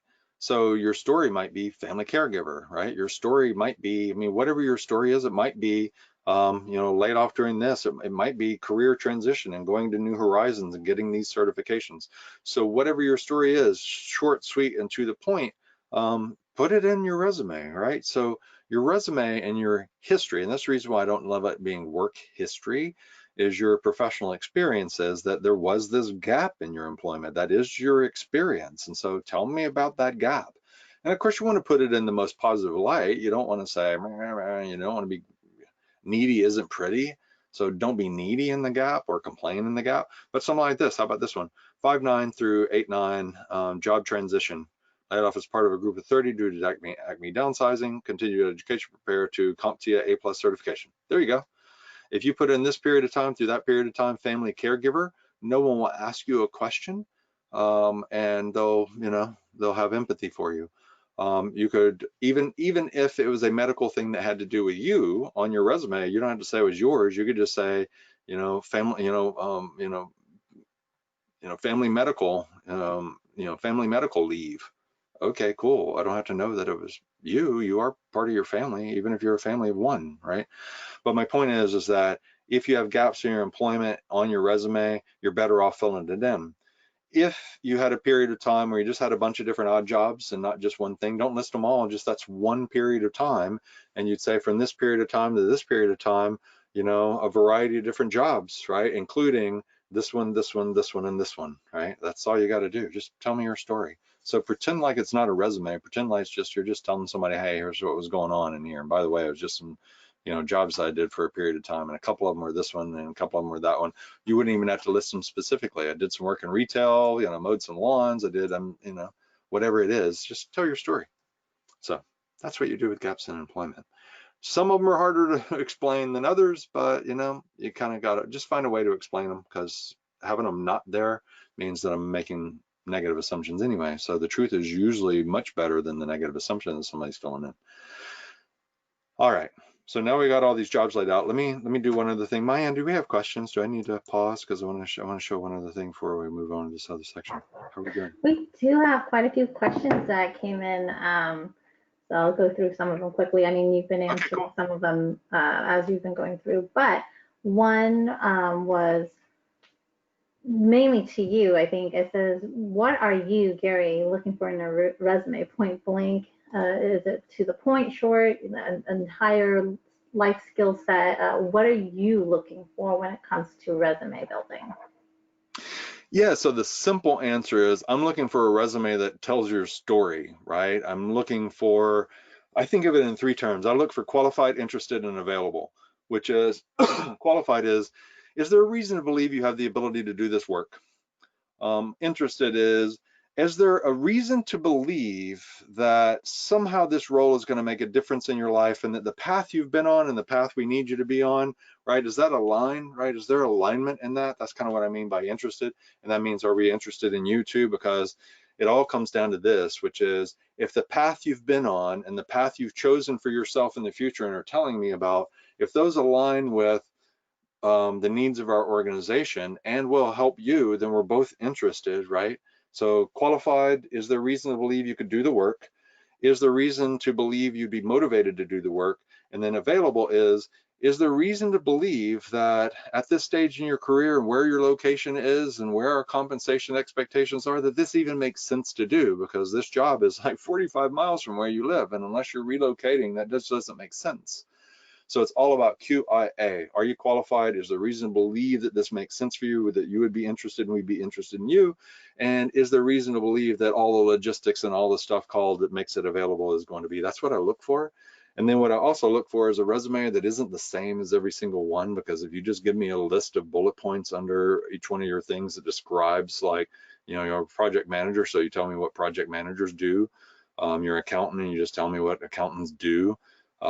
You're really kind of boring and makes you like everybody else. But if you told me the results that you achieve, you reduce days outstanding by 37 days, right? Whatever it is, I mean, paint a picture that shows me you actually get stuff done. I mean, that you actually have some achievement, right? Or if what you did was sweep floors and it's hard to say what the achievement is, tell me why you did it and what was better, right? Why was life better? I mean, what was better because you did this work? Why did anybody care? So, stand out and tell me a story. The way I read resumes, by the way, and the way I always train people to read resumes, although most people don't, is start at the bottom of your resume, read it up to present, and does it tell a story that makes sense, so that somebody go, oh, that makes sense. I see why they're transitioning into that. So that's what I look for in a resume. But I think that most people who are looking at resumes I mean, they haven't done it. Lord knows, 50,000 times. How many times I looked at a resume? I have no idea. But you know, they may look for different things, but what I can guarantee you is that if your resume does do that, that's if you could read it at the bottom and it tells a story and brings us up at the top of your work history, we're now at the present, and then it continues to project you out into the future, everyone will like that resume and they won't even know why. So, you know, that's, I'm not sure it matters what I think, what I want in a resume, but I think that if you do that with your resume, everyone will want that. So, Great. yeah. So this question, the person says it's kind of out of left field, and I'm not sure if we're going to cover I'm something kind like of out this, of left but field too. Okay. how would a recruiter, even you, handle this? You have a unique need related to your schedule. Every other week, you can work, a full 40, 80 hours, but the opposite week, you can only work maybe 6 hours a day. How can you portray that on your resume to let the You recruiter don't. know upfront? You don't. Like, why would you want to do that? So the reason why I'm guessing you want to do that is because you're a really, really honest person, and that your integrity is really, really high, and that you don't want to mislead anyone, right? I get that. But the thing is that um, people, we can't take everything about each other all at the same time, and I got to learn you in pieces, and I've got to, you know, I mean, we have to establish a relationship, really. And so, I mean, if you're like dating, you know, the first thing you won't do is say, oh, by the way, I've got all these, you know, warts all over my back. That's probably not the thing that you do when you probably don't do that, right? It's the same thing with hiring. Is about building a relationship, because ultimately a person is making a decision as to whether or not the team is going to extend an offer to you. And so the notion is that at every step of the process, what can you communicate to someone that's most likely to make them be more interested in you, not less interested in you? And what information do they really need to make a great decision? So if you had something like that particular situation, and a lot of them are going to fall into this category, which is if you have something that's likely to make you less desirable at the beginning of the process, because I mean, I'm looking for a reason to screen you out anyway. I'm not, but I probably am. But a lot of people and recruiters and different ones, I mean, their point of view, a lot of hiring managers have, I hear people read resumes, their point of view is trying to find a reason to screen you out. That's a reason to screen you out, because why should I have to deal with that, right? But here's what's really going to happen. If you don't put it in there and now have conversations with you or moving through the process and everything is awesome and is really lining up, there will come a point prior to getting an offer or right around that time where you say, hey, there's a couple of things that, you know, it's important for us to talk about. And one of them is that, you know, here's the situation, and so there's going to need to be a little bit of accommodation. Here's the give and take that we can have. This is what this kind of stuff. And if through the process they've essentially fallen in love with you and already decided that you're the person they really want on board their team, what could have been a, yep, no, let's just not even talk to this person, turns into a, yeah, that's fine, that's no big deal. So we're not trying to hide anything. I'm just saying that there's a pattern at which time it makes sense to reveal different aspects. And that's just way too much detail in a resume. I mean, I don't want that. I want to get a feeling overall for what it is that you can do. And the fact that there's this little thing that has to do with your availability or what have you, that doesn't go in your resume, I don't think. So there's my answer on that. Great. Going back to when you were talking about, for example, software engineer, very generic, account executive, very generic on the resume. Um, what happens if the recruiter decides to move forward with you and they happen to call your company and you called yourself a team lead on the resume, but the old company says you were a software engineer? How can you reconcile that? Oh, it's really easy. They're not going to run an employment background check with you until you give them their permission. They'll send you some paperwork and all that kind of stuff. So if they're really going to go do a background check like that, you almost always know about it in advance. And if you wanted to make sure, just in case, that when you start getting to that part in the process, you know things are going pretty well. And at that point, whoever's your primary contact, let's say if it was me, you would say, hey, Gary, you know, I just want to let you know that this is that. I put it in my resume that way because it better describes what it was that I did. But if anybody's going to go run a background check, right? I mean, my title was actually software engineer. So, I mean, just deal with it. So if you know that you're at that point in the stage, then, I mean, you know, tell them. And then, 95, 98, some high 90s percentage of the time that anybody's going to go do that kind of a background research on you, they're going to actually have you fill out this form that gives them the permission to do that and gets the information so they can run a criminal background check. So you'll usually know that it's going on. So that's what I would do. Great. And then we'll have one more question and then we can move on. This person says within their resume, they highlighted points throughout in red, i.e. they were federal, state, military secret clearances, certifications, things like that. They do that to let someone who is just scanning their resume have points to look at within 10 seconds in lieu of having, several different resumes. Is that something that you think is a good idea, or is that more, does that put you at a disadvantage because you highlighted things like that on your resume? I wish I had real statistics around those kinds of things. My real gut answer is that it won't make any difference one way or another. My other gut answer is there's going to be more of us who go, really, I think there's going to be more of us who see that as a than a oh. Because I've been in rooms with hundreds, not at the same time, but over the course of my career, hundreds of recruiters and HR professionals and hiring managers and stuff. And I certainly have had people go, why are they highlighting all this stuff? Like, I can't read, right? I've heard that before. So, I mean, there are times when doing it will make people go, right? I don't know that there's ever really going to be times that somebody will love it a lot. So I don't know, you have to make a call on it. It's probably, my guess is that it's a 45, 55% kind of thing. You know, there's probably some cases where somebody doesn't feel like seeing it, and that's going to get you taken out because they don't feel like seeing it, right? And is it that petty? No, it's just the end of a long, really week, right? So I probably wouldn't do it, but I'm not sure that I would place much of a wager on it. If we could actually take 1,000 resumes that were done that way and 1,000 others, would you do that for me and bring me the answer? Go find people who do that. Let's go get the real answer. So I don't know. I would shy away from it, but I don't think it's a big deal. Okay, great. We'll save the next batch of questions for the next round. Okay, cool. If anybody can do that survey and bring me, I'll pay for the answer. I don't know how much I'll pay, not that much, but I want that answer. I wish there was a lot better way to get a lot of statistical information. I mean, my information is a lot more based on my professional experience called what helps me get people hired so that my team gets paid. I mean, that's kind of the point of view a lot, but those kinds of questions and stuff, I'm a curious guy. I really like the answer to that. All right. So we're doing good on time, but I want to show you just a couple of other things in your work history. Mostly we've covered it, but in this resume template, we have a couple of different things. I don't want to dive way into this, but I want to show you a couple of formats for different positions given different situations. So I'm going to get rid of this for the moment. Current or most recent. And oh, that's just saying that's what we want to put there. So here's just your typical role, month, date, this would be month, date, probably company name. Here's your job title.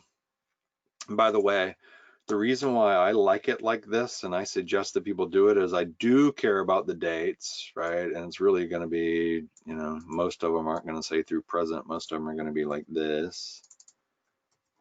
Because as a recruiter scanning this down, I can go, okay, and right off the bat, I know 2.5 years, right? In my head, I can see it, like how long that was. I mean, I get it that fast. And I go, okay, but mostly I don't care about the company because most companies I don't know. And so I would be willing to bet you those people who do this professionally inside of companies are going to skip this because it doesn't matter to us because we don't know the name of we don't know. Most companies, I mean, if you were in the Army, okay, that's cool. We know that one.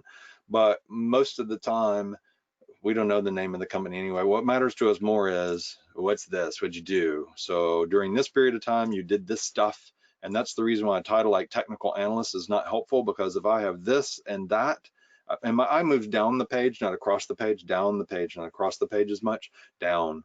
And so month, date, and then job title tells me something that between this date and this date, you are doing this, this, and the other, which is the reason why multiple titles sometimes make sense, right?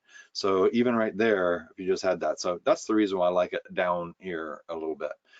I think that it makes sense. So this is just for any particular job, because I probably don't know this company. If you're in the US Army, you don't have to do this.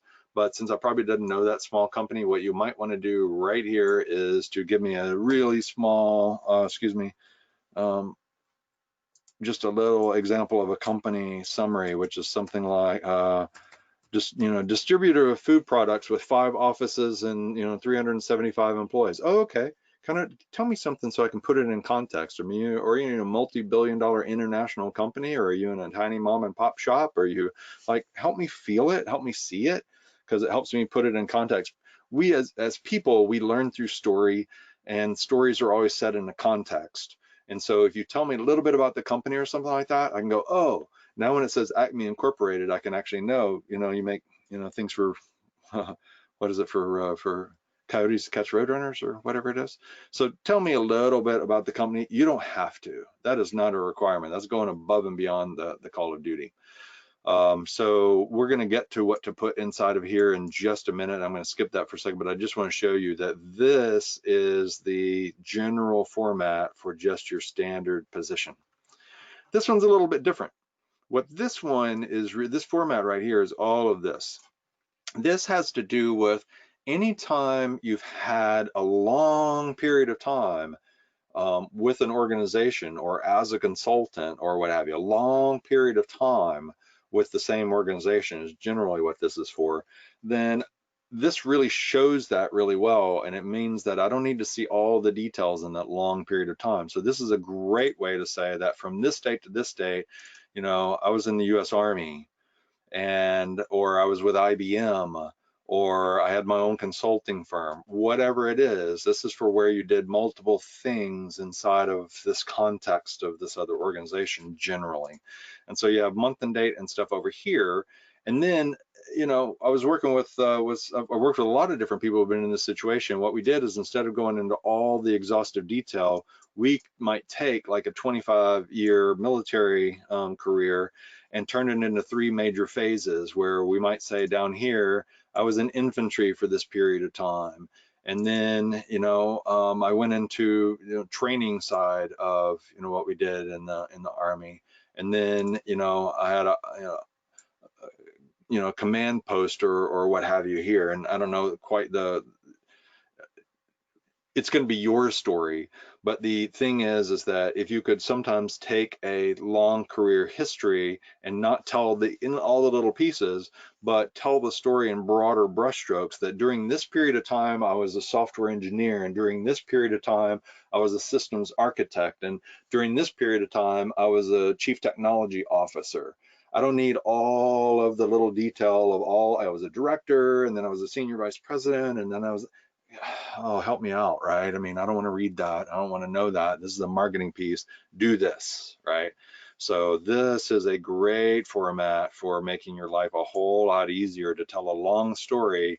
And so this is the whole story right here. And you can actually give a company summary if you want to, and you can tell a little bit up there. But each one of these, just, pick 3, pick 2, pick 4. I wouldn't do more than try to keep it to 3, right? So that's how to do that. And then here's an example of one where I was promoted within similar sorts of roles. Now, obviously, going from accounting into IT is not a promotion, or the other way. It's not a promotion. That's different. I'm talking about if it's more or less in the same line.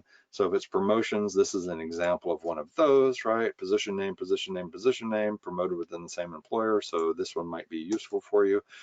And then the other one that I wanted to show you that may be useful for you is this one, which is right here. So this is where an example of where for a long period of time, you did very similar type of work, but for multiple employers. It may have been as a consultant, it may have been as a truck driver.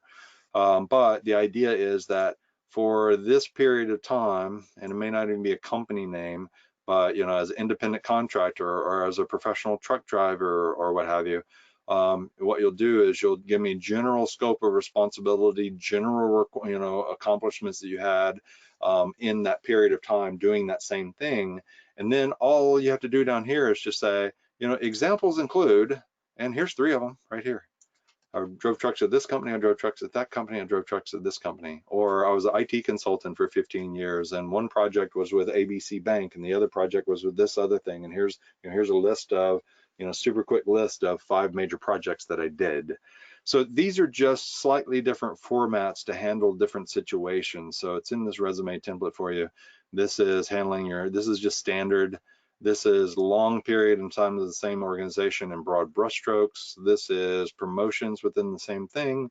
And then this is long period of time, either doing miscellaneous things or the same thing kind of over and over. This is also a great way to be able to do one of the things where you say, spent 15 years in hotel and restaurant management with, environment, including this one, or even this notion of, a variety of different jobs, including this one, this one, this one. You can just roll it into one chunk, right? Hope that makes sense. What do you think, Maya? Does that make sense? Because I'm about to shift gears. Definitely does. Okay, all right, cool. So here's where we're at. So now we got all our jobs laid out. We got gaps in employment filled in, and now we want to talk about what to do under the details of each job. So I'm going to go through this pretty quickly, but here's what I suggest that you do is just an approach to, and what I mean is now that we have all our jobs laid out, see these bullet points? We want to fill this section in. So I'm going to talk to you about an approach to filling this in. So an approach is kind of like this. Just make a laundry list. Don't struggle with it very much. Make a laundry list under each one of them, just a bunch of bullet points, right? Just anything you can think of, stuff you did, and try to think of why was it better?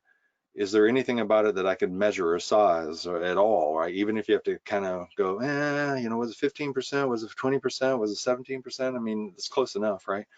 But make a laundry list of stuff that you did, stuff you accomplished, why did it matter, how much money did it cost, how many people were on the team, just stuff, right? All that. And then what I want you to do is to take all those bullet points that are under a job and try to group them. All of these seem to be leadership related, and all these seem to be, logistics related, and all these seem to like group them, right? Put them into a handful of piles, right? And then what you do with those is that you now remember what we were talking about early in the class, which is your resume is really about your future. It's not really about your past. And so imagine the role that you're moving into or the kinds of roles that make sense for you next. See those groups that you have down there? If the role you're moving into doesn't have anything to do with that group of stuff, right? Get rid of it. Get rid of it. Your work history is really not about all the stuff you did in the past. It's about only those things in the past that you did that's relevant. So those groups of things that aren't relevant to your future, like my group of things about writing software is irrelevant to what I do. So I wouldn't have a section about writing software in there because, yeah, that was mostly what I did, but it doesn't matter.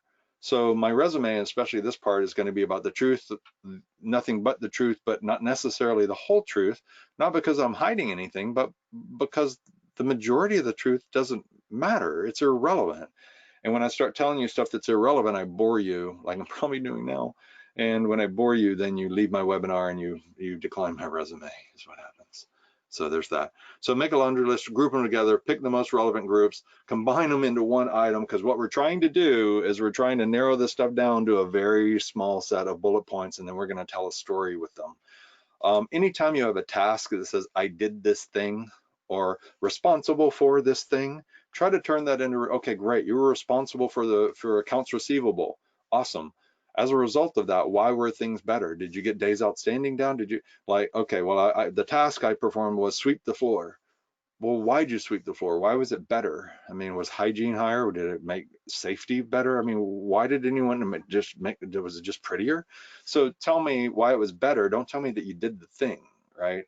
So an easy way to tell me what was, to convert that, if you're just telling me I did a thing or I was responsible for a something, the reason why it matters is I know that 20% of everybody who does that thing is great, 20% are horrible, and 60% are somewhere in the middle of the bell curve. You telling me you did a thing, whatever, lots of people do that thing. I need you to tell me more than that, because otherwise you're just like everybody else. And I got 302 people who have applied for this job. Next. I mean, see, that's how that works. So when you have tasks in your resume, then you can think about this. You can think about, hey, what was better, or why did it need to be done? And tell me a story about that, right? So, all right, cool. So the other thing that I think that you can do kind of under each one of these positions that you had is this, which is try to make it relevant to your future. And what we already did was we eliminated all the stuff that isn't relevant to our future at all. We got rid of all that stuff. And it's possible that every single one of your bullet points is gone. It's possible, right? I mean, it's possible. It's not likely, but it's possible. But here's the reason kind of why it doesn't matter. And the reason why it doesn't matter is that what I encourage you to do for roles that were in your past is look at it this way, is that if the role that makes sense for you to transition into in the future is a help desk analyst, and you look at the set of all help desk analysts and you say some of them are really good at what they do and some of them are not as great at what they do, what's the difference, right? What's the difference between the people, that group of people who's really great at what they do and that group that isn't so great at what they do? What characteristics do they have? And so you might say, oh, well, the group that's great at being help desk analyst is they're really good at listening to people and understand what they really want. They can easily, relate to other people and help them calm down through sometimes tense situation, that they're really resourceful with regard to getting the information necessary to solve the problem, that they have attention to detail so that they solve the problem the very first time. So all of those things have nothing to do with the technology or anything else. It's like general characteristics of being. And so what you can often find is that if you look at the role that makes sense for you to move into, and you look at what sets the greats apart from the averages, and you look at those characteristics, now go find times in the past where you've exhibited those same kinds of characteristics. So if you were a nurse and you're transitioning into IT, I don't need to know about phlebotomy and drawing blood and the patient care. I don't need to know about that because that doesn't inform me with respect to your ability to be in IT. What informs me with respect to your ability to be in IT is you can tell me how much time you spent on computers and how important it was to patient care. Tell me that you were the go-to person on the floor for anything that was related to technology. Tell me about how you improved patient care or decreased, floor cost, or helped increase satisfaction of the nurses or whatever it is through your work and your attention to detail and those things that are relevant to the role you're going in. So now somebody can go, oh, I get it. Now it makes sense to me why you're transitioning from being a nurse into being in IT. And I can see from what you're telling me in terms of what you did and the characteristic you held, attention to detail, listening, making sure you get it right on the first time and all that kind of stuff. I see how that applies to IT. Aha. Right? So you have to make that transition for people because they can't do it for themselves. So that's what you do, I think, to make what you did in the past relevant to your future, because the details of what you did as a nurse are irrelevant. I mean, it doesn't matter how you move people from a gurney to a bed or whatever it is in IT. That doesn't matter. It adds no value. So I don't care much about what you did as a nurse, except for those things that are relevant to reasons why I should believe that you're going to be great in IT. Tell me that in your background, and you find it by looking for those characteristics that make somebody great. Okay, I hope that makes sense. So going back to this resume template for one last time, and then I got something really important I got to talk to you about. Which is, in general, you can lay them out any way that you want, but in general, I think a good way to tell a story inside of these bullet points is, tell me a little bit about your scope of responsibility. What I mean, were you one of a member, or were you one of a team of 50, or were you one of a team of 5? Like, a member of a team of 15 people who did this stuff and solved these problems and did this kind of stuff. So kind of paint a picture of the environment and put your story in context, right? Because I don't know what context it was in. I mean, if you did this across 5 locations with 50 people, then that's very different than if you did it in one location with 3. And it's not just about that. It's kind of scope it for me a little bit. Tell me, because I have no idea about this company probably. And then go pick out those accomplishments, results, or last, if you have to, a task or something that you did that are most relevant to prove to someone that is likely that you're going to be successful in the job that you're moving into. Easy to say, a little bit harder to do. I know that. All right. Let's talk about something different. So here we go. We got, we're doing fine on time, but that we're going to shift gears a little bit right here, which is where we're at in this is that we talked about this over the top, and then we skip down to professional experience. We laid out all our jobs. We put in different job titles. We don't worry too much about our company name. You don't have to have city and state, because kind of who cares. There are these different formats that you have for this. We know how to use them, because this is the basic one. This is for big phases over a long period of time. This is for promotions, and this is for if you did a variety of different things or similar sort of thing for different companies or organizations for a long period of time. You lay out a bunch of bullet points, you pick out the ones that are most relevant, you narrow that down, and then you go look at the characteristics of the people who are going to be wildly successful in the roles that make sense for you compared to the others, and you show where you've exhibited those kinds of things and behaviors and successes in the past, and you use that stuff to fill in these bullet points. All right, so now what we're going to do is we're going to go back up to this part, which is, yeah. All right, so here's the deal. The summary, the top part of your resume, it's about where you're going, not where you've been. You don't have to say anything about where you've been in the top, because your resume as a whole does that. Here's where I'm going, here's where I've been, here's where I'm going, here's where I've been, here's where I'm going, here's where I've been, right? That's the pattern. So the other thing I suggest is that it needs to be able to stand on its own without your professional experience. What I mean by that is that everything here, if all I had for your entire resume was this, I need to be able to decide whether or not I might want to have a conversation with you about the role that you're applied for or are interested in. And so just know that every single black pixel on white screen, every little tiny drop of ink, every letter, every word, everything prior to professional experience is really about painting a picture of why I should believe you're going to be successful in this role that you're applying for. That's what it's all about. And if it doesn't stand on its own without your professional experience section, then it's not good enough, right? I mean, make it do that. Like if you can't use it all by itself, then make it so it works all by itself. A couple of key things you really want to do, especially if you're in career transition: list certifications, list training classes, list that kind of stuff up near the top. The reason why certifications matter so much is, especially if you're in career transition, that it lowers my risk as a hiring manager if you have certifications instead of when you don't. So training without certifications, especially early in a career transition, is not nearly as valuable. But if for some reason that you don't test well or whatever it is, it's not a showstopper. Not having them, it helps a lot. Not having 80% of all the people who also did the same thing you do don't have certifications either. But I am saying that if you can, right, and you should, like, go get them if you're in career search. But don't give up if you don't, right? 80% of the people who made the same transition don't have the certification either. It's okay, but it's much better. And then what you want to do is list accomplishments that demonstrate relevant characteristics up at the top, right? That's really what you want to do. In many ways, the top of your resume answers this question. So tell me a little bit about yourself, right? So whatever you would tell somebody in 30 seconds, but the problem with that is that a lot of people don't tell a very good story. So here's what I'm going to suggest that you do, is that when people are reviewing your resume or interviewing you or what have you, they may not understand this exactly. It's just because I've thought about it forever. Is they've got 5 questions that are going on in their head, which is: who are you? What do you do? Can you solve my problems? Do you understand what my problems even are? Do you understand why it makes a difference to my business?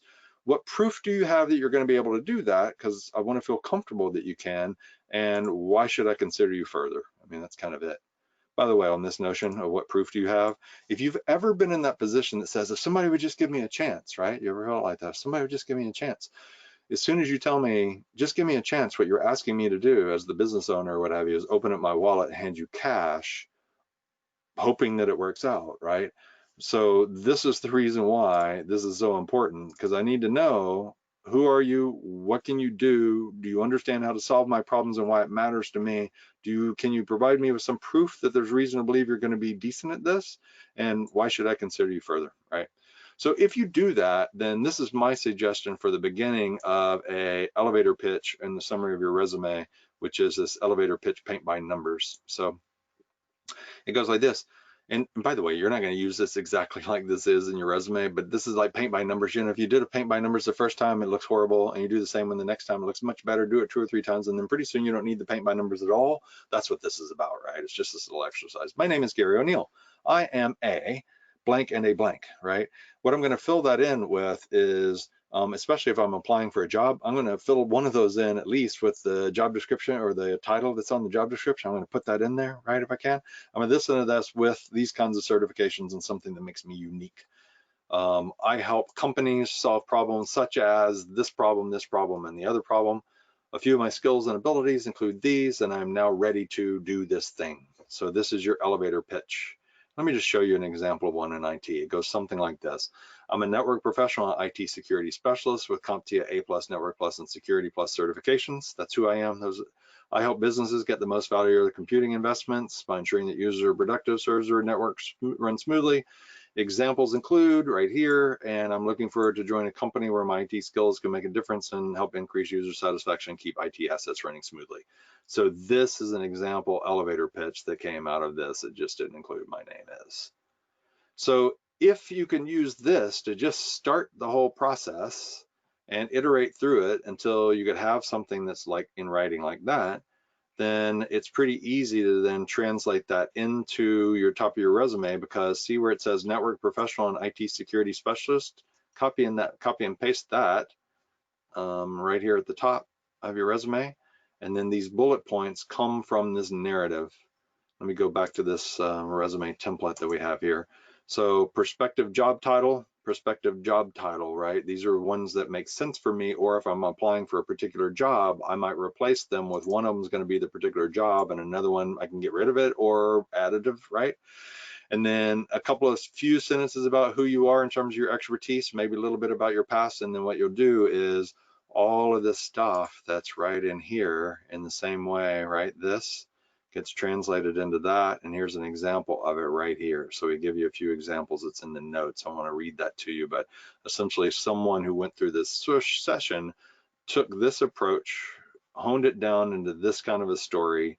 Then on their resume, they take the titles, they put it up here, use these bullet points, and then add a little bit of their own past, and you end up with this. This is an iterative process, but it needs to paint the picture of where you're going, and it doesn't really need to talk much about where you've been in the past, right?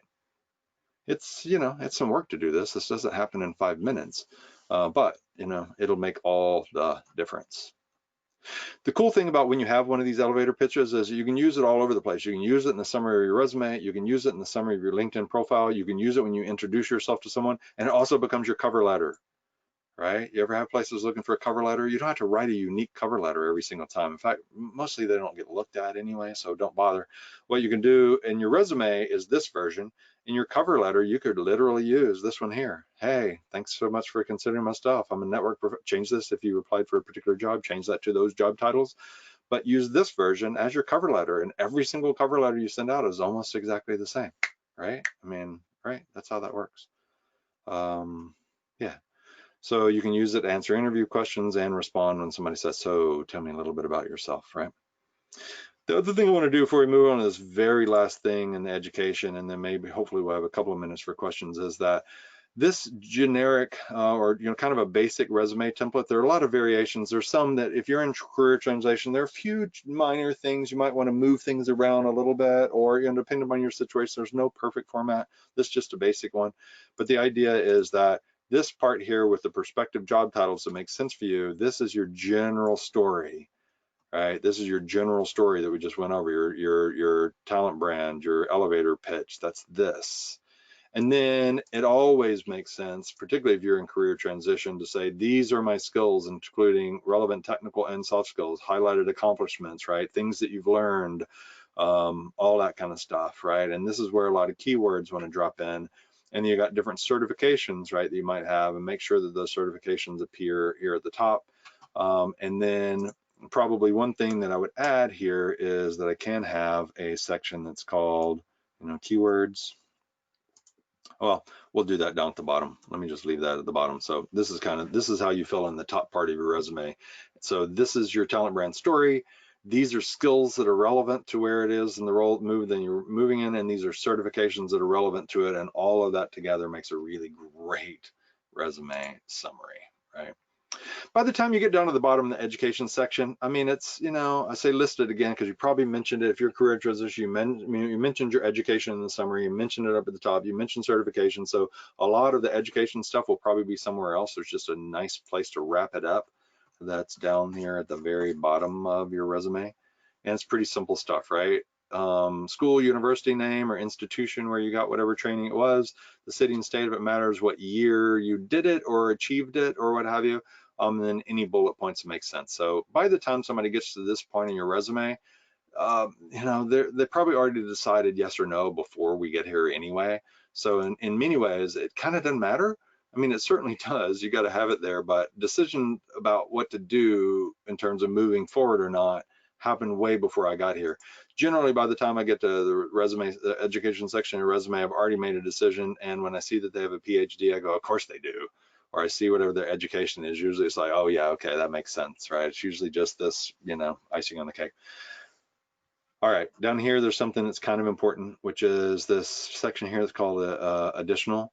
It's pretty much for nothing more than this thing that I have word match. And the reason why I put word match is in your resume, you might not use word match. You might actually say keywords, but I wanted you to understand that the reason why it's word match is this is where you take words that are in the resume and you make a match. You can spread them other places in your profile, but a super simple thing to do is that if I go to this, oh, I'm sorry, you can't see this. Anyway, so what you can do is you can literally go to a job description like this one here, and you can literally copy this, right? I could read more, I could get the rest of it. You can literally copy it, you can literally paste it here at the bottom, and you go through and get rid of words that kind of don't make sense, right? But I might leave diligently in there because the applicant tracking system is stupid enough to compare diligently, and yours will be the only resume that says diligently in it. So you can end up with this, you know, 3 or 4 or 5 lines of words separated by commas because yeah, by the time somebody gets to the bottom of your resume, then they've already made a decision anyway. And that one is the one that gets you through the hurdle of the applicant tracking system matching words. So put the word match down at the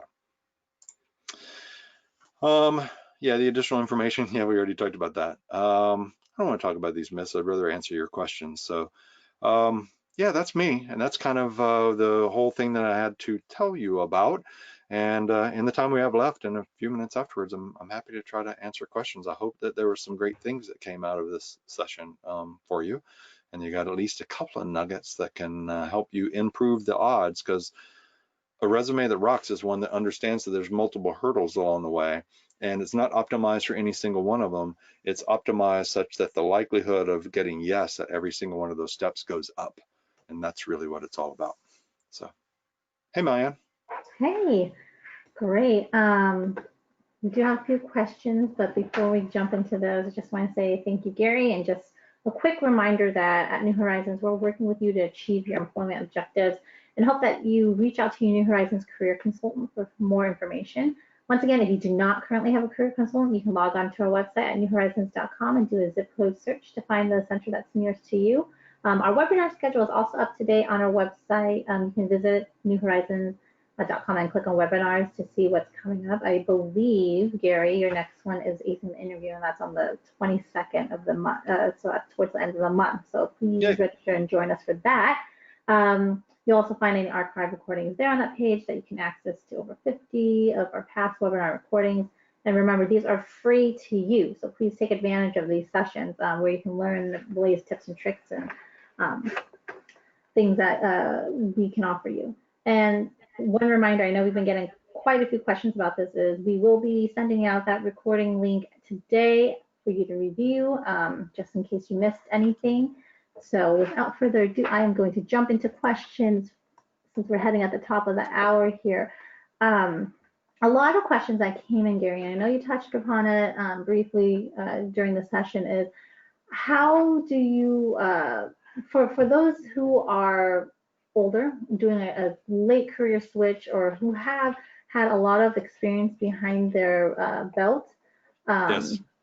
how many years should they include? I mean, if you have a work history of 30, 40 years, that's a pretty long resume. So where do you stop, I guess? I include it all.